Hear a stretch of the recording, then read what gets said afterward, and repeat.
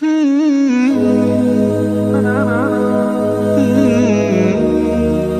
نبی محمد صلی اللہ علیہ وآلہ وسلم نے فرمایا، بد نصیب ہے وہ شخص جو والدین کی خدمت کر کے ان کی دعا نہیں لیتا اور لوگوں سے کہتا پھرتا ہے کہ میرے لیے دعا کرنا۔